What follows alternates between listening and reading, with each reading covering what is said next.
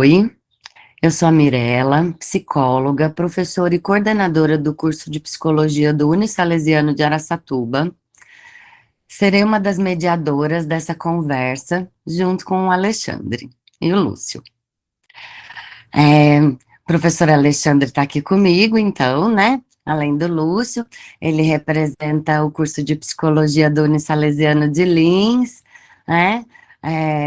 Não podia esquecer de falar da coordenadora do curso em Lins, que é a Anelisa, querida psicóloga, professora, né? Está sempre presente, hoje não conseguiu estar com a gente.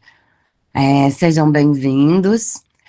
É de extrema relevância o tema da palestra e a presença do Lúcio, né, no nosso segundo Congresso Internacional de Tecnologia na Educação.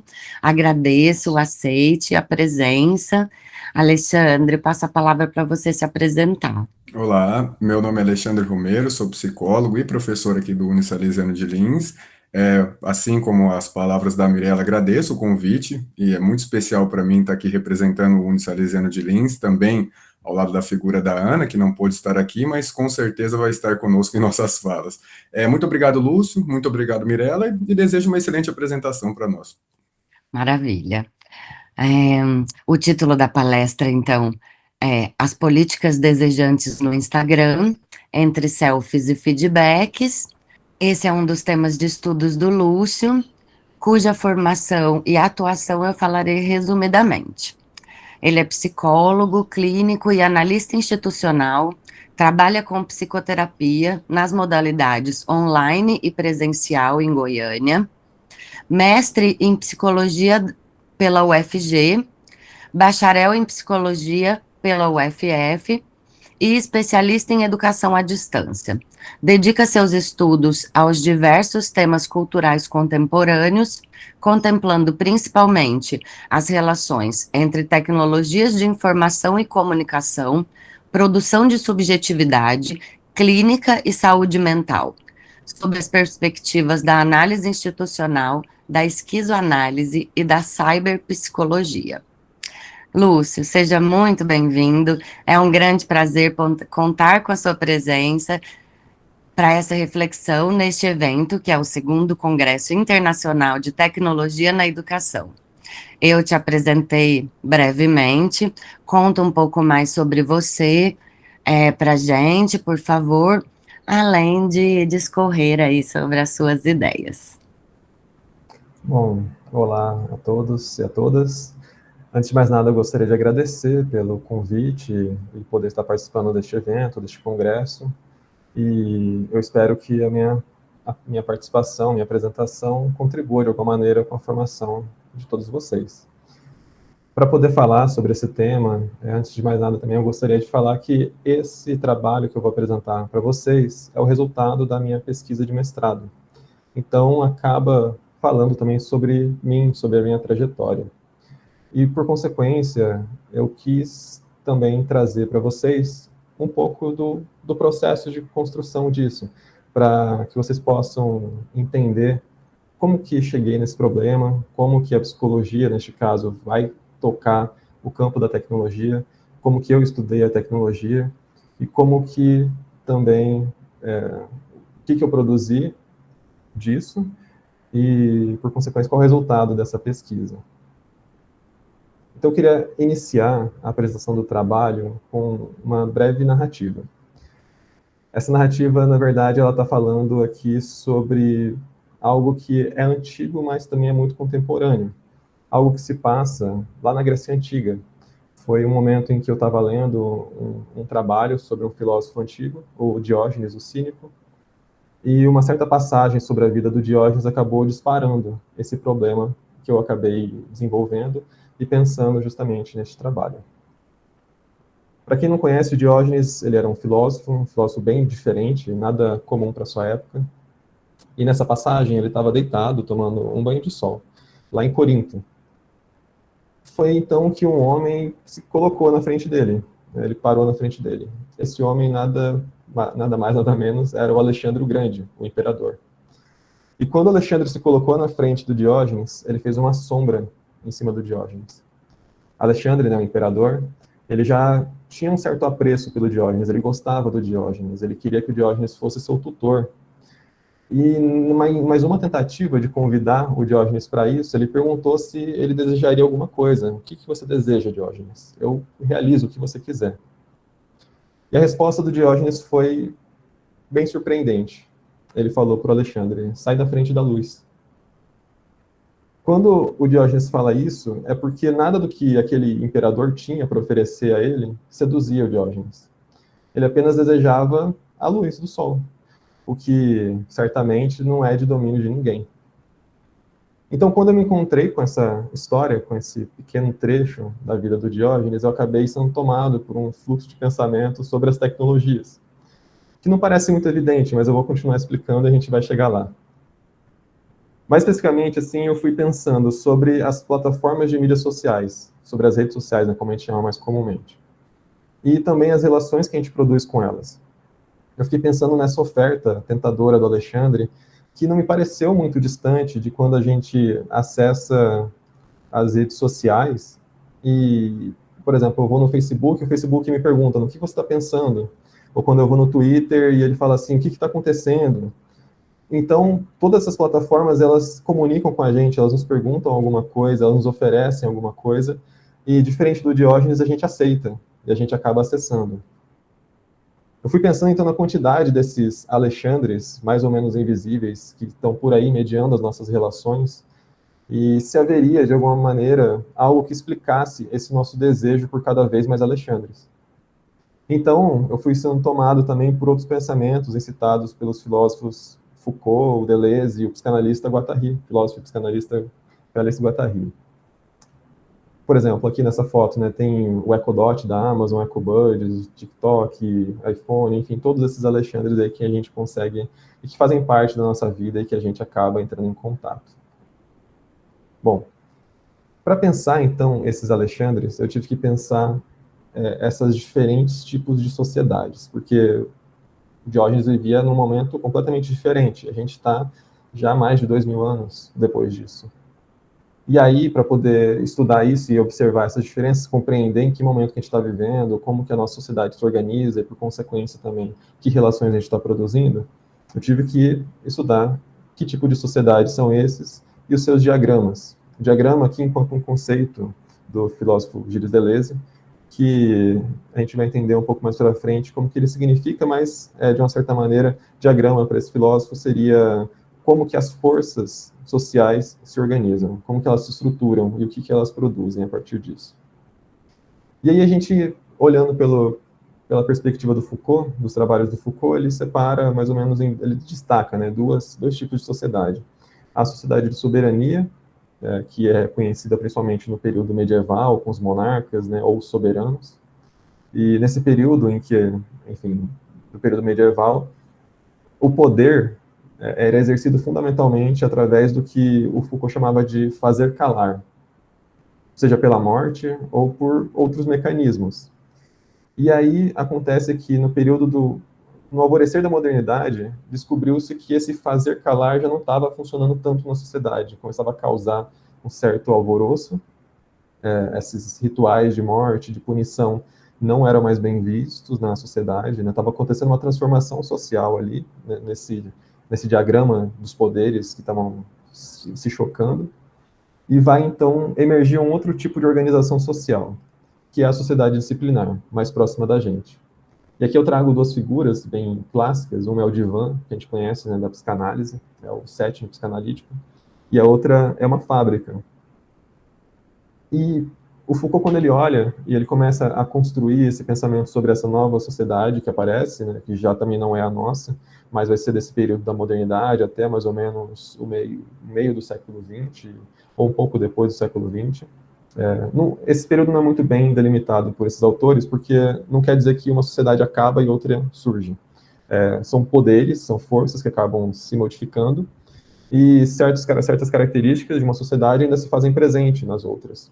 A questão é qual que se prevalece. Então, se antes prevalecia a sociedade de soberania, passou-se a prevalecer essa sociedade disciplinar, e hoje prevalece o que a gente chama de sociedade de controle. Mas qual que é a diferença, então, entre a sociedade de soberania e a disciplinar? Se o poder da soberania era exercido a partir do fazer calar, ou pelo poder de fazer morrer, já que o soberano tinha um poder sobre a vida do outro, na sociedade disciplinar já era diferente. Como a gente vê aqui o divã, o papel do divã era justamente o quê? Fazer falar. O paciente se coloca numa posição ali em que ele fala para o analista tudo sobre a sua vida. Do mesmo modo, também faz-se falar a partir das instituições, como a escola, a fábrica, o exército. Lá a gente vai aprendendo a falar sobre nós, a gente vai aprendendo a construir identidade, a gente vai aprendendo a ser um tipo de indivíduo diferente. A gente vai começar a falar e tomar certas características para a gente. E é então assim que o Foucault ele fala que nesse momento da sociedade disciplinar há essa mudança. E que esse fazer falar vai se tornar justamente um poder que é o poder que gera a nossa vida. Gera a vida justamente daqueles que estão falando sobre si. Porque se eu falo sobre mim, então quem me ouve tem um certo poder sobre mim, já que eu estou falando algo sobre a minha identidade, estou dando algo sobre mim, já que eu estou confessando algo sobre mim, estou entregando aqui as minhas identidades, né? Então aqui, já pensando como seria a sociedade de controle, e eu vou entrar mais para frente comentando sobre ela, que é só uma apresentação, já não depende mais de um fazer falar, necessariamente.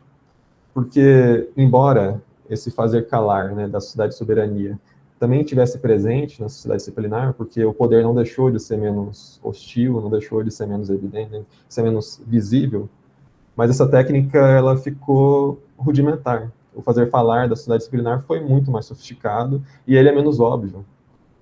Ele não carrega um peso ou uma visibilidade, ele não carrega um caráter tão violento. Já na sociedade de controle, há uma mudança disso que a gente precisa justamente investigar e que a gente vem investigando. Digo a gente, né, as pessoas que estudam e desenvolvem os conceitos nesse campo, dessa perspectiva da esquizoanálise ou da análise institucional ou da filosofia da diferença. O ponto é que a gente já sabe que a gente não está na sociedade disciplinar. A gente sabe que a gente está em outro tempo. Então, eu aproveito para perguntar novamente, né, que relação que isso vai ter com as políticas desejantes do Instagram. Eu acho que essas imagens começam a mostrar um pouco mais evidente, ou deixam um pouco mais evidente como que essas relações vão se dar. Mas eu quero entrar, então, de uma maneira mais clara nisso. O Instagram ele foi criado em 2010. E o Instagram ele não nos faz falar nada. Ele não nos pergunta, ele não nos inquire, como as demais plataformas, como no caso o Facebook, que ele nos pergunta alguma coisa. Ou como qualquer outra rede social, como o Orkut também, fazia isso. Então, quando a gente olha para o Instagram, há uma certa curiosidade disso, né? Tipo, como que a gente entra nessa relação com ele.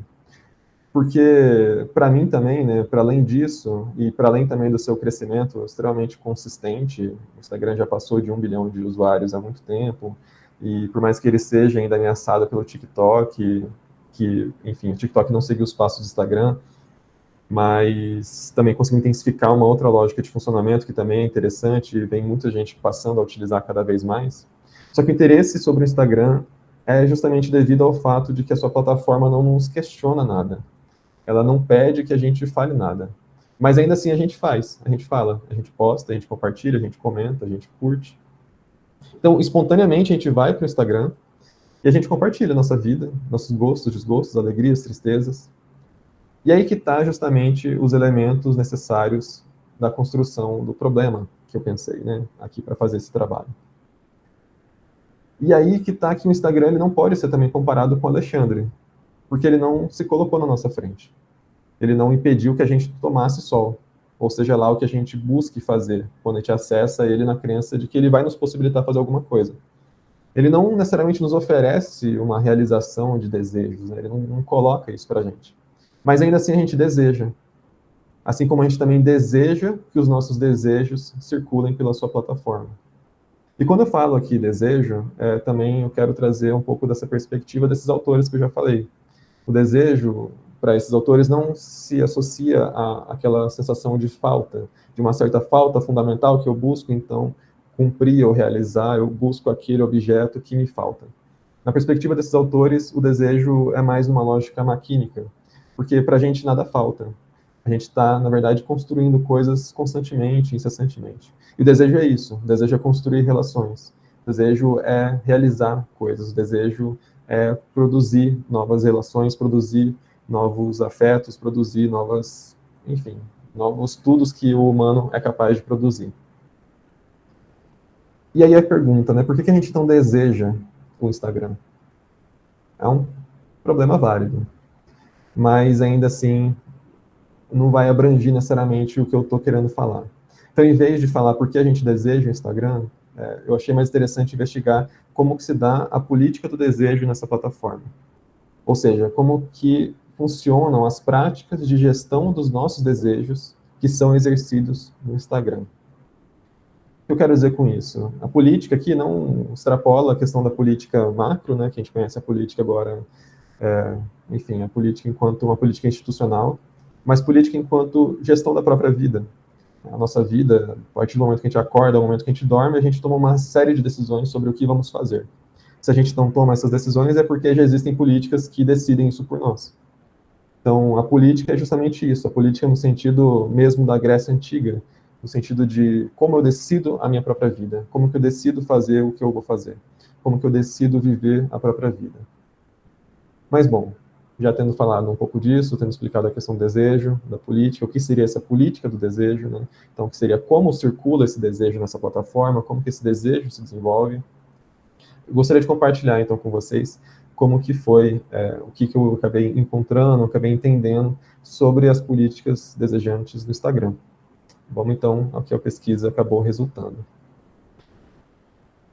De uma certa maneira, eu fui, então, olhar para o presente a partir do passado.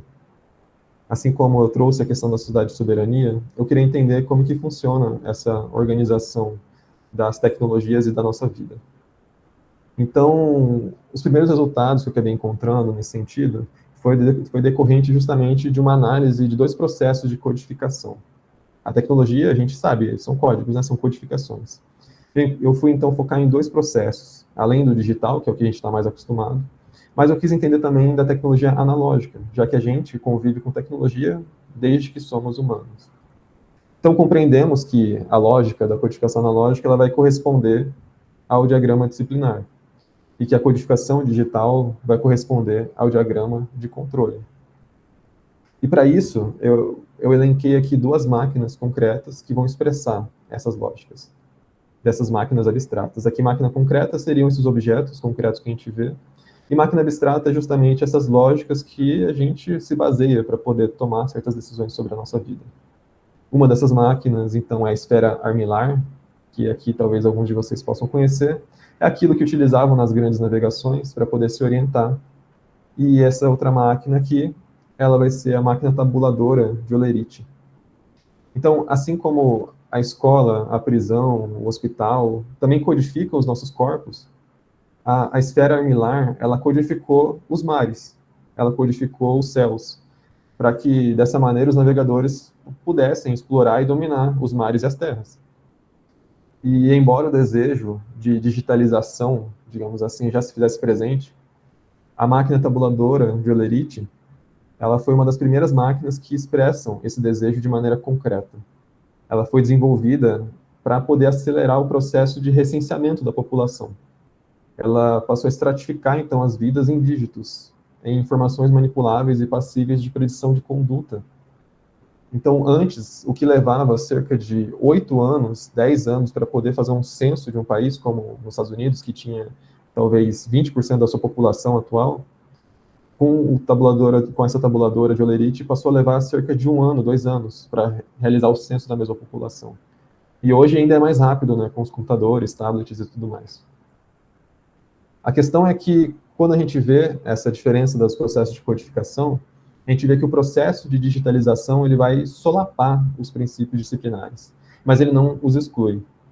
A lógica do controle, essa lógica digital, ela é de intensificar e acelerar a lógica disciplinar.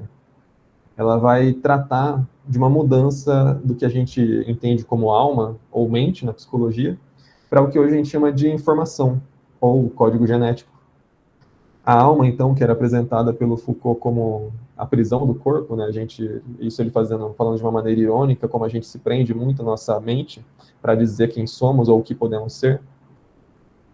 Ele dizia então que essa alma, ela era justamente esse meio, essa mente, a nossa mente, né? Esse meio de efetivação das disciplinas para poder docilizar os nossos corpos. A alma, então, ela perdeu espaço para a informação ao longo desse processo de digitalização da vida. Era a alma que dizia a verdade sobre o corpo, e o nosso corpo, a nossa alma, foi cifrada.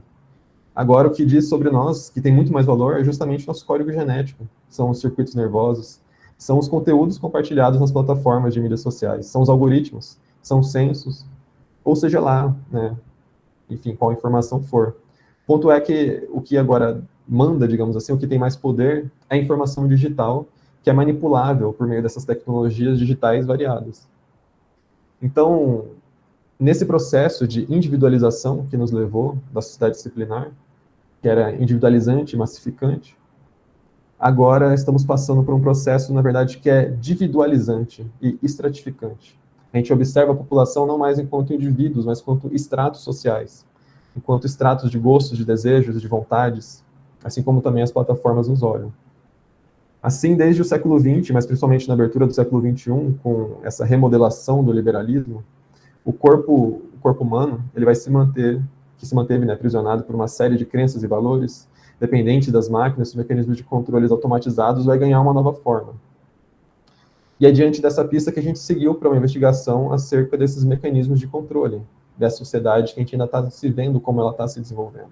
Mas que é essa sociedade que nos governa e que automatiza as nossas relações. E aí, então, eu fui para outro processo. Eu fui investigar os mecanismos de regulação. Quando eu fui olhar para isso, eu me encontrei com uma série de técnicas e tecnologias que foram utilizadas ao longo dos milênios. No entanto, que foi também abandonada. E na modernidade, elas voltaram, elas começaram a ganhar uma nova função, elas cumpriram uma nova função. Essas máquinas, elas passaram a ser pensadas para começar a regular os fluxos produtivos, para governar as relações de produção. E seguindo essas pistas, né, no capítulo anterior, a gente teve a intenção de elencar também duas máquinas, ou mecanismos, digamos assim, que expressam tanto os desejos disciplinares, mas também os desejos de controle. Centrífugo, que é essa máquina aqui, e com um mecanismo de feedback, essa lógica. Um mecanismo bem simples, tem mecanismos mais complexos. Mas foram as máquinas, digamos assim, que foram mais interessantes para poder expressar esses momentos. E aí a gente foi investigar as relações das tecnologias com as políticas de gestão da vida, da sociedade disciplinar e de controle. Como eu falei, né, o primeiro correspondente à sociedade disciplinar, o segundo é de controle. Então, o primeiro é o governador centrífugo, que foi desenvolvido para o controle da máquina a vapor, e o segundo foi o feedback, que foi desenvolvido a partir do movimento cibernético. Então, dessa forma, analisamos simultaneamente a política inerente a esses dois mecanismos e os efeitos que produzem enquanto essas máquinas abstratas, né, enquanto essas lógicas, enquanto isso que está numa ordem do pensamento, ou daquilo que organiza quem somos ou quem acreditamos ser. E a gente foi observar, e quando eu digo a gente, que eu coloco no plural, é porque a gente tem um orientador, né, quando a gente faz esse tipo de trabalho, então sempre a gente mantém no plural esse trabalho, é difícil falar no singular. E então observamos que essas máquinas exibem uma certa estrutura de poder que ela intensifica esse controle subjetivo e também intensifica o processo de gestão da vida. Considerando que no diagrama disciplinar há aquela constituição do que a gente chama de trabalhador livre, que são as máquinas fundamentais para a produção do capital, os mecanismos como os governadores centrífugos foram fundamentais para a gestão desses trabalhadores livres. A manutenção dos governadores centrífugos era dependente das instituições materiais, das escolas, das fábricas, dos hospitais. Isso porque o governador centrífugo é localizado como uma possível máquina abstrata, desse momento em que o poder ele havia passado da soberania para a disciplina. Era então daquele poder encarnado em um ente do monarca, do soberano, que exercia o poder, né? E agora passou para um mecanismo, para uma lógica, que ele exerce esse poder por meios difusos e capilarizados que objetivam a vida. Eu peguei essa máquina pensando justamente como fala nesse slide, né, da válvula Boia à cibernética, porque o princípio do governador centrífugo, ele foi inspirado na válvula Boia, que, se a gente for olhar na história, ele foi encontrado lá no século III a.C. Era um mecanismo de automação extremamente complexo e, ao mesmo tempo, simples, mas que serviu para modificar toda uma organização social que dependia de armazenar água, que é um problema que, para a gente hoje, não parece um problema da nossa vida, mas que se foi, por muito tempo, um problema e ainda é, para quem trabalha com isso, como armazenar água para poder distribuir para uma cidade. E a válvula Boia foi justamente esse mecanismo em que entrava água numa caixa e assim que atingia um certo nível, ela interrompia o fluxo. E o governador centrífugo funciona da mesma forma, só que ele regula a quantidade de vapor que passa por uma máquina. Então, se antes a máquina ela ficava produzindo, e era vapor, vapor, vapor ali, de uma maneira que era necessário alguém ficar controlando ou tentando controlar, e isso muitas vezes estragava as máquinas, dava problema, ou acelerava muito o ritmo de produção, com esse mecanismo simples, a produção começou a ganhar um certo fluxo controlável, um fluxo regulável. E, por consequência, a produção dos bens, dos objetos, da indústria, foi também controlada. E, por consequência, o próprio trabalho humano, a produção humana, ali, o fluxo de trabalho, também passou a ser regulado. Um mecanismo tão simples causou toda uma transformação social, e que, para muitos, se não fosse o governador centrífugo, para muitos que trabalham nesse campo da engenharia, ou que observam até mesmo no campo da história, se não fosse esse mecanismo, talvez não houvesse a Revolução Industrial como a gente conheceu hoje. E talvez não houvesse também nem mesmo a cibernética como a gente vê isso. Então, quando a gente vai passar agora para a cibernética, entendendo, já entrando um pouco na máquina digital, novamente, né, que tem mais a ver com o Instagram, a gente vê que no diagrama de controle, essas máquinas elas são moduláveis. Elas adaptam a sua lógica às novas informações, elas são mais inteligentes, digamos assim. E isso é graças ao que a gente chama de feedback, que surgiu justamente com a cibernética, lá em torno da década de 40, nos Estados Unidos. É isso que vai garantir o controle da produção e dos procedimentos digitais, dos procedimentos probabilísticos e também preditivos. A partir das informações produzidas e coletadas, essas máquinas elas vão apresentar as respostas mais adequadas, elas vão conduzir ali o funcionamento de uma máquina. O feedback, então, esse mecanismo, ele age como uma maneira de regulação invisível das máquinas, mas também dos sujeitos. A gente chama feedback hoje como se fosse, deixa eu dar um palpite, uma opinião para aquela pessoa, né? E a partir daquela opinião, a pessoa vai absorver ou não e vai mudar o seu comportamento, ela vai se conduzir de uma forma diferente.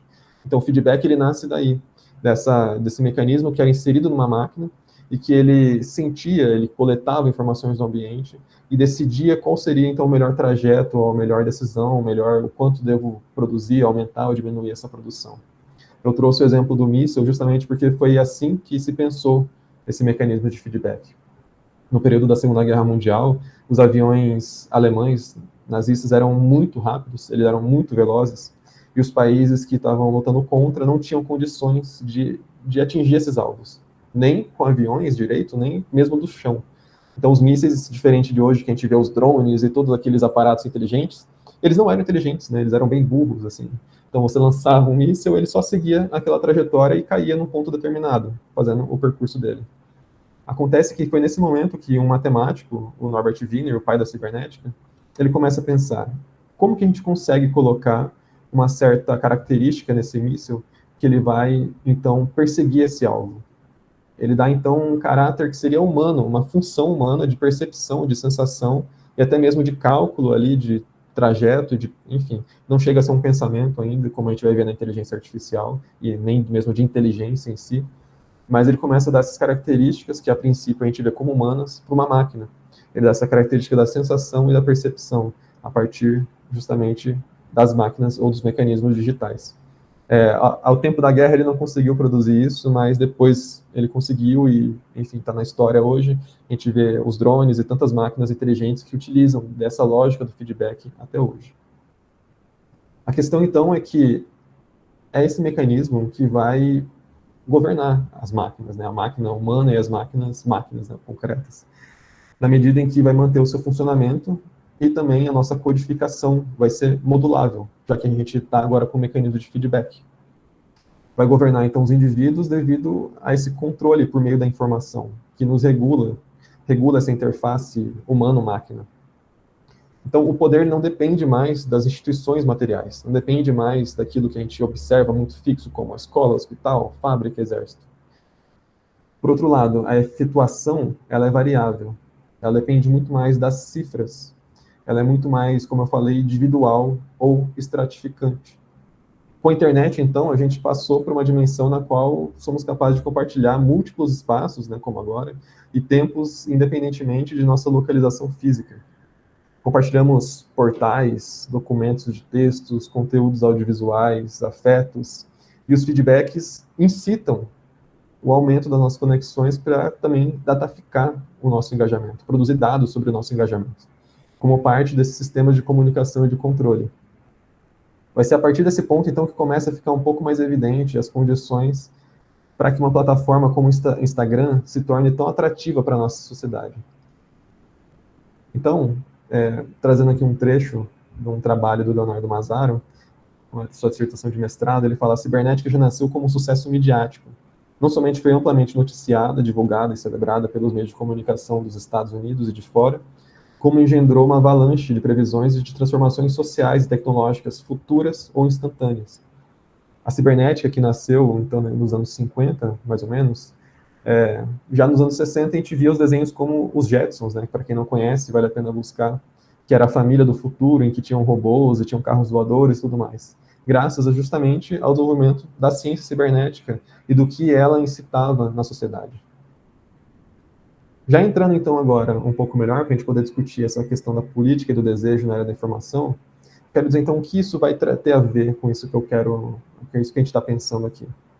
Os governadores centrífugos e os mecanismos de feedback, eles são as máquinas abstratas, mais importantes, talvez, desses diagramas, porque são eles que organizam as forças e os fluxos, sem a necessidade de centralização, sem a necessidade de instituições concretas, robustas. Então, não se opera mais por modelação, mas sim por modulação. E aí tem uma diferença interessante. Enquanto a modelação tem um molde, a modulação é aquela informação que nos modifica aos poucos, vai nos modulando, né? Vai colocando uma peça, tira outra peça, coloca outra peça, tira outra peça. Nós, então, enquanto esse conjunto de relações, e não mais enquanto indivíduos. Isso porque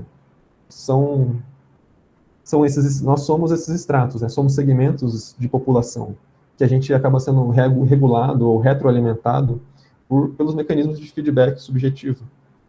Controla-se, então, o que a gente chama de meio, esse que está entre as relações, né? Seriam como se fossem os Alexandres. Isso que também acaba conduzindo as nossas condutas para o melhor rendimento, segundo o governador centrífugo, segundo os mecanismos de feedback. São essas máquinas abstratas que elas vão se tornar cada vez mais ativas e responsáveis pela codificação e integralização do que a gente chama de social, dos sócios, disso que compõe o nosso ambiente social, disso que é comum a todos nós, os nossos afetos e até os perceptos singulares e coletivos. Vai ser então em meio a isso que os usuários vão produzir, vão divulgar, vão compartilhar de maneira espontânea, porque eles não são coagidos pelas plataformas, não precisa haver uma norma para isso. O que há são desejos circulando e plataformas que vão absorver esses desejos. São então esses mecanismos de poder que vão agir sobre as subjetividades e eles estão cada vez mais refinados e velozes na produção de novos dispositivos de captura dos nossos discursos e também das nossas condutas. Essas máquinas, elas atuam em fluxos e cortes políticos.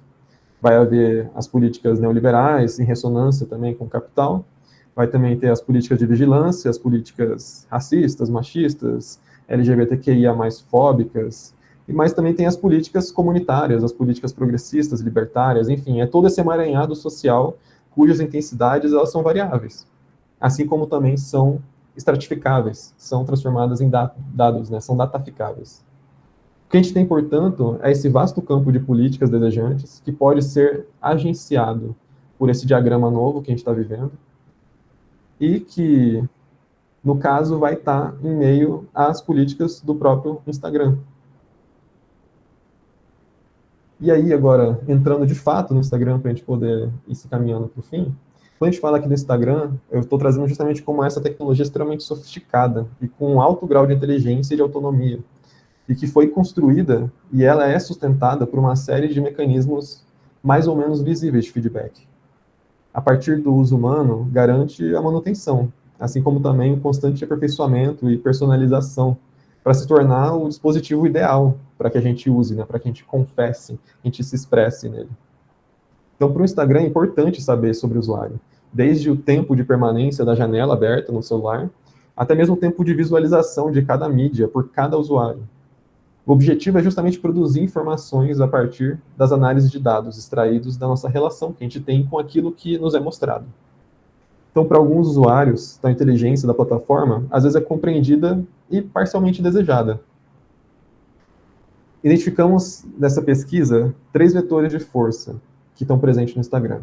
Um eu já estou falando aqui de uma maneira repetida, né, que é a confissão. Mas tem outros 2 que ficaram um pouco menos evidentes, que é o que a gente vai chamar de espetacularização e também o de consumo. A gente vai compreender, então, que as políticas desejantes no Instagram são resultados, ou melhor, são resultantes dessas múltiplas relações com esses vetores. Assim também com esse diagrama de controle e de rendimento com essas máquinas abstratas. É algo, então, não muito simples da gente poder pensar, mas que eu espero conseguir explicar aqui para vocês. Quando a gente acompanha esses vetores, foi observado que cada um deles segue uma lógica particular, correspondentes ao seu respectivo dispositivo presente na plataforma. Então, quando a gente fala de dispositivo, aqui é um conceito muito caro para o Foucault e para o Deleuze. O dispositivo seria como se fosse uma máquina abstrata, essa máquina que ela cumpre uma função.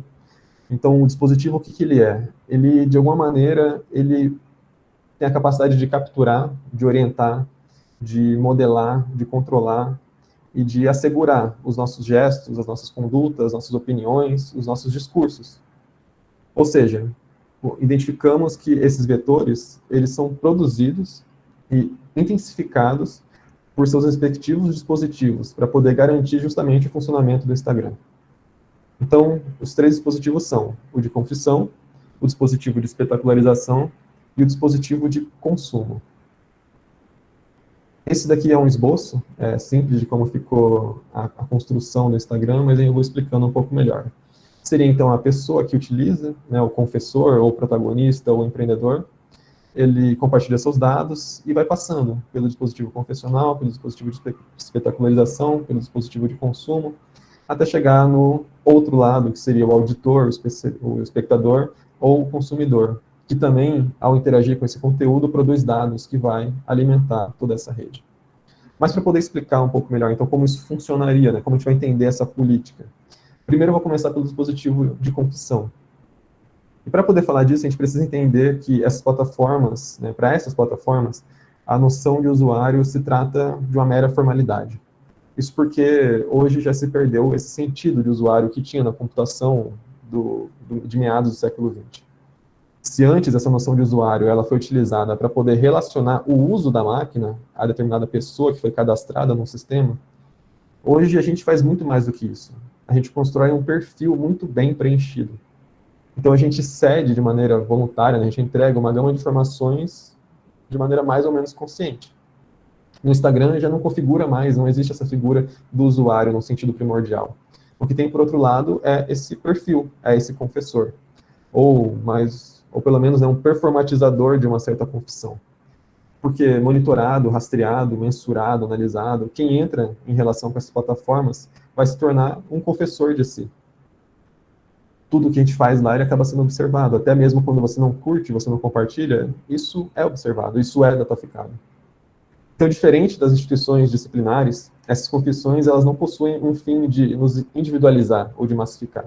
Mas, como eu falei, ele é justamente isso que nos divide e nos estratifica.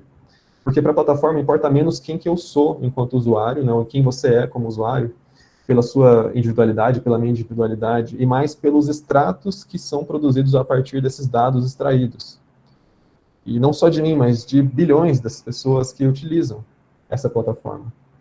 E das bilhões de ações que a gente produz nisso diariamente. Então, é a partir dessa identificação e combinação dos extratos que a plataforma compreende qual é o feedback mais interessante e lança justamente não mais para indivíduos, mas para recortes, para extratos, produzindo engajamentos subjetivos de maneira estratificada. Então, mesmo sem esperar alguma coisa em troca, há em comum um desejo de comunicar, ou pelo menos de se confessar, entre as pessoas que usam o Instagram. E essa comunicação, dessa intimidade na forma de uma confissão digital, passa a configurar justamente a nossa identidade contemporânea. Porque não somos incitados para confessar, a gente confessa porque a gente deseja confessar.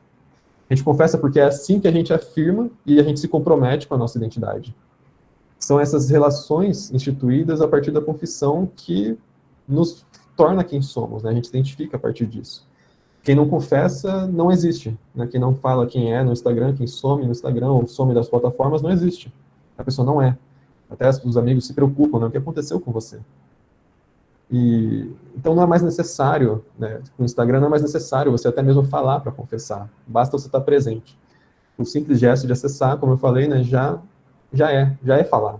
Porque já é observado, já é transformado em dado. Então, é a sensação de liberdade ou de autonomia que a gente estabelece com essas plataformas, né, com esse campo, com essa infinidade de possibilidades de fazer coisas, de produzir como queremos ser vistos, é isso que também nos favorece utilizar essa plataforma.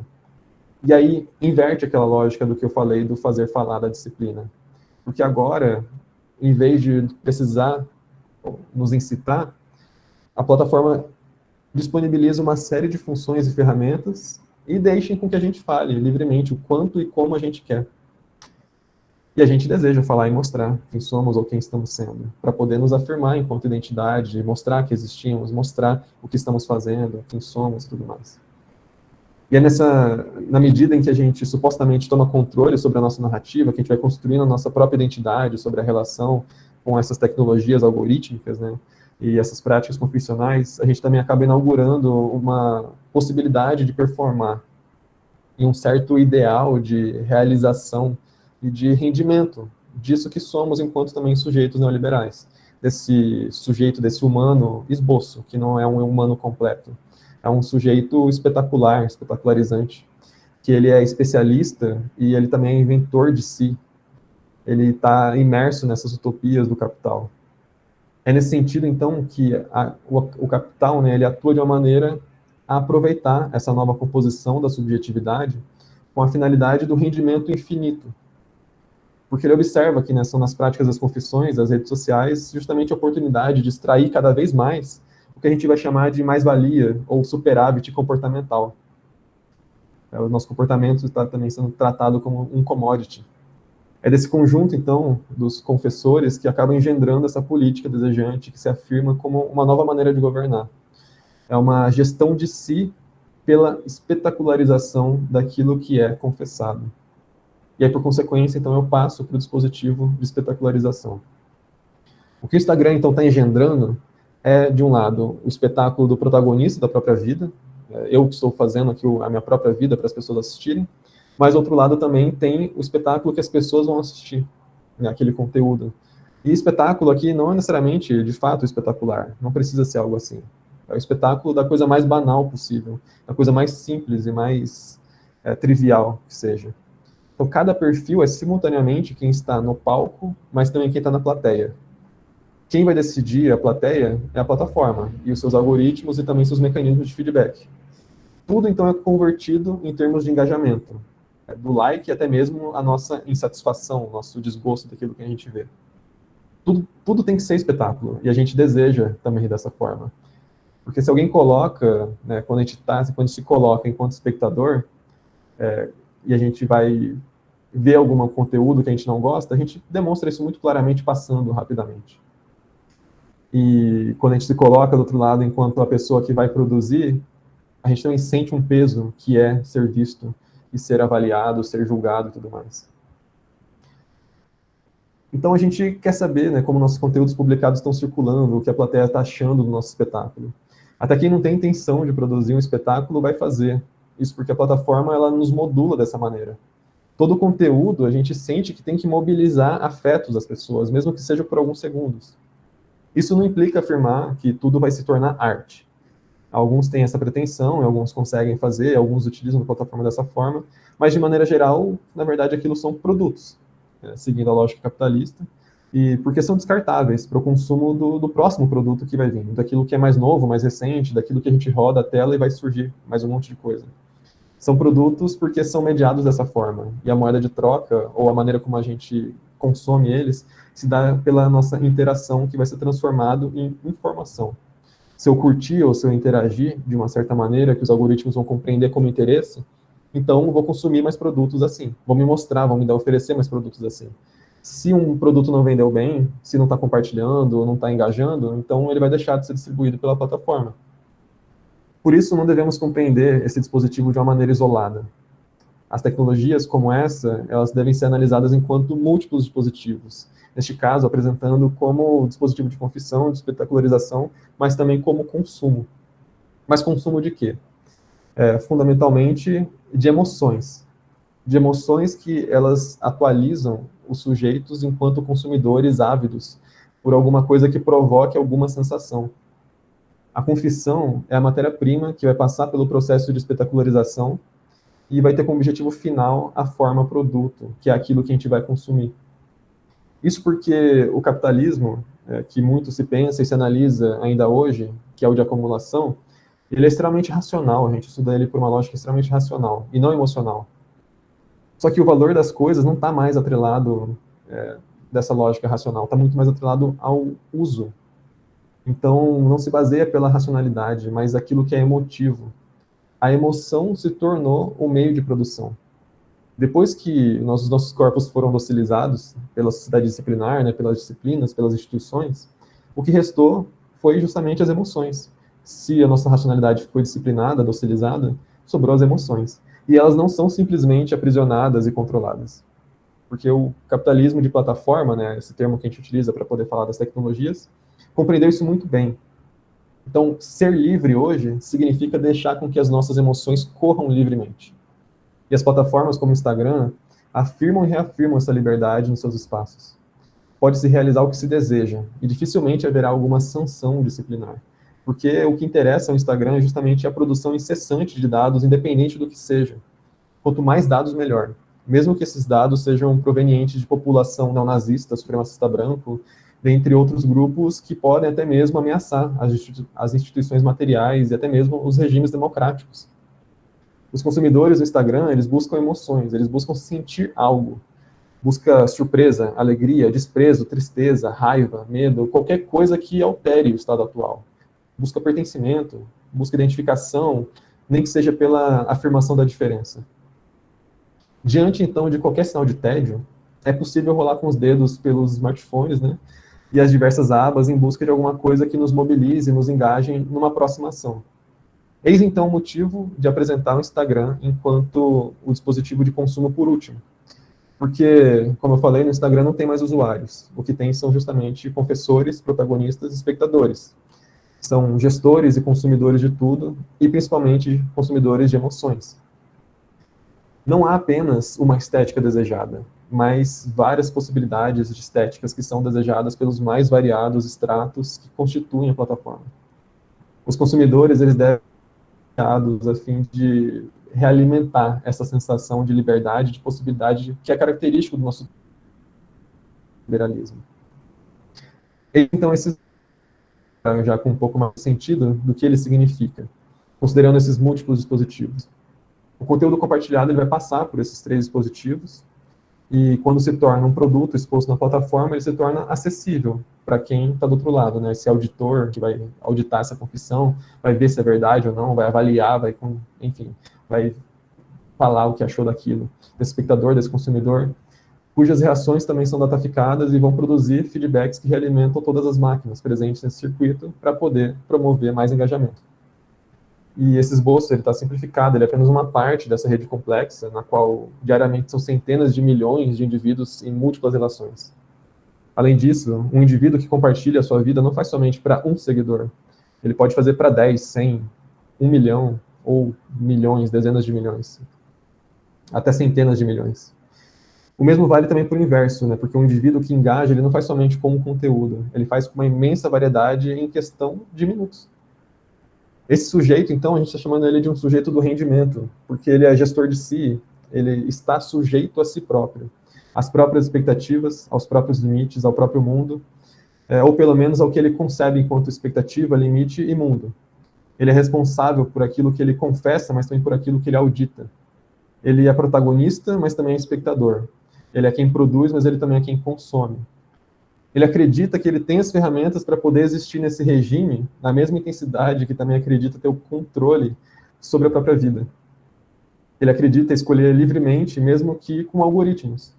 É aquele conteúdo que consome, do mesmo modo em que crê também poder abandonar as plataformas quando bem entende. Contudo, fora das plataformas ele não existe, a gente não existe fora das plataformas.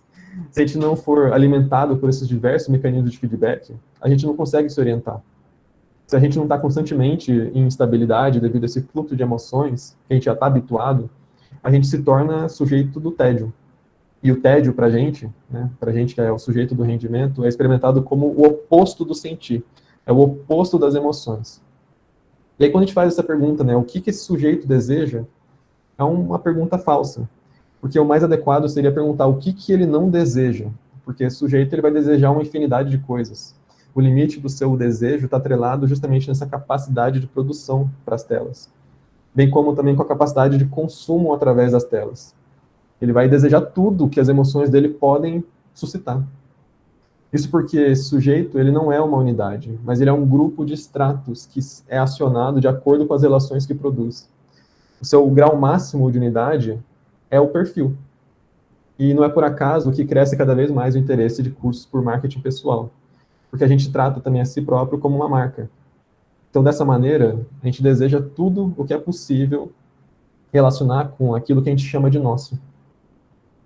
Então, só para poder finalizar, a gente pede para ser estimulado, a gente deseja qualquer estímulo que conecte a gente com um novo circuito desejante, com um novo circuito de emoções, que acople as nossas máquinas produtivas com outras. Então, se em um determinado circuito a gente sentir qualquer sinal de estabilidade e que não está mais produzindo tanta emoção quanto a gente gostaria ou deveria, a gente entra em crise e busca um outro circuito. E aí, diferente daquelas distopias tecnológicas que a gente vê nos livros, séries e filmes, a gente não vai viver essas rebeliões das máquinas contra os humanos. Pelo contrário, porque as máquinas estão se tornando cada vez mais eficientes e mais dóceis. As plataformas de mídias sociais, como o Instagram, são indicadoras disso. A gente espera por essas distopias, como se a gente esperasse pelo apocalipse, como se também estivesse esperando que as forças externas pudessem instaurar alguma crise generalizada, na qual a gente não teria opção se não ter que inventar um novo modo de vida. A questão é que, na realidade, essas máquinas oferecem para a gente justamente aquilo que a gente deseja. E no Instagram, o limite do desejo é o desejo em si. Bom, muito obrigado. Deixo aqui o meu contato. Agradeço novamente pelo convite e pela participação.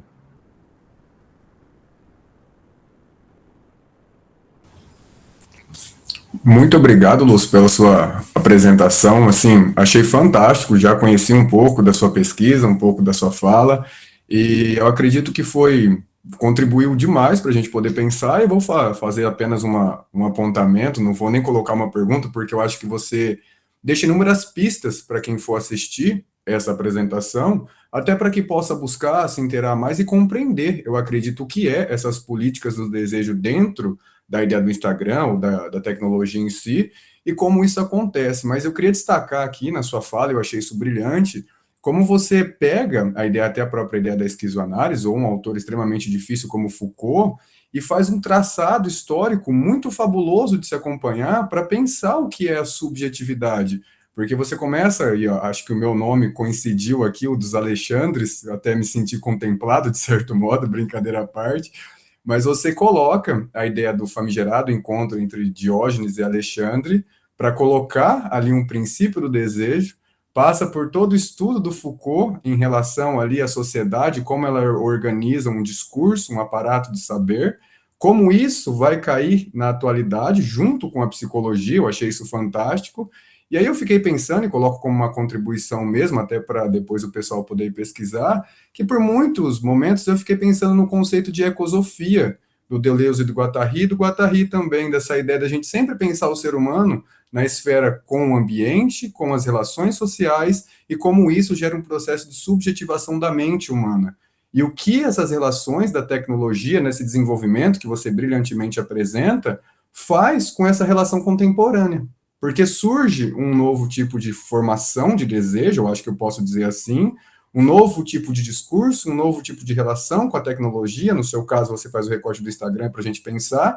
E aí, o que eu estou fazendo do meu desejo? O que eu estou fazendo nessa plataforma? Como que isso eu posso lidar com uma certa responsabilidade? E até para nós, da psicologia, o que é ser psicólogo com essas ferramentas, com esse ambiente, com essas relações? E nesse ponto, assim, dá um boom na cabeça para pensar. Eu acho que por isso a palestra foi brilhante nesse sentido. E queria deixar aqui os meus sinceros agradecimentos. Muito obrigado, sua fala foi muito boa mesmo. Muito obrigado. Eu acho, o Lúcio, indo além, assim, né, o Alexandre, eu achei sensacional sua fala, né, o Alexandre fez uma retomada incrível, quando ele falou do Alexandre, eu também não tive como não relacionar, que legal, achei muito bom, e, assim, pegando um ganchinho aí nesse apontamento do Alexandre, o quanto que as políticas de identidade que vão que vão rumar para um sentido de uma hegemonia, né, e não para emancipação, estão implicadas, né, nesse contexto todo aí, em que os mecanismos das superestruturas vão atuando, né, mantendo cada um no seu lugar, né? Delegando aí a gente, a maior parte da população, a uma existência possível, desde que, né, a gente pode existir, pegando aí o Mbembe, um pensador contemporâneo, né, que estuda aí a vida no hemisfério sul, né, nos países do hemisfério sul, ele diz que a gente pode existir desde que a gente saiba o lugar que a gente deve ocupar. Eu acho que as políticas de identidade vão responder aí também, né? Vão estar implicadas nessa conversa. Ai, Lúcio, que delícia, sensacional, assim, muito, muito bom. E quero também, né, te agradecer muitíssimo. A gente está aí no tempo mesmo da palestra, né? Sua fala foi incrível. Quero te agradecer, colocar a gente, o Unisalesiana, à disposição para outras conversas, para aprofundamentos aí que a gente possa fazer, né? Esse tema é de muito interesse dos alunos, né? E da psicologia, como bem lembrou o Alexandre, e eu tenho certeza de que esses momentos serão de grande valia aos participantes, agregando muito nas suas vidas pessoais e profissionais. Muito, muito, muito obrigada.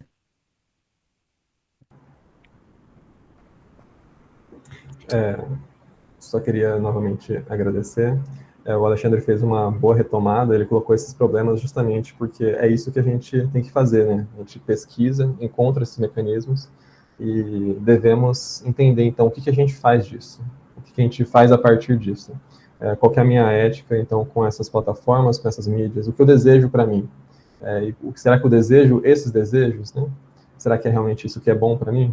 Então, é justamente nesse sentido que eu fiz a minha pesquisa, para que a gente comece a construir as próprias ferramentas. Novamente, agradeço. Sensacional. Parabéns, Lúcio.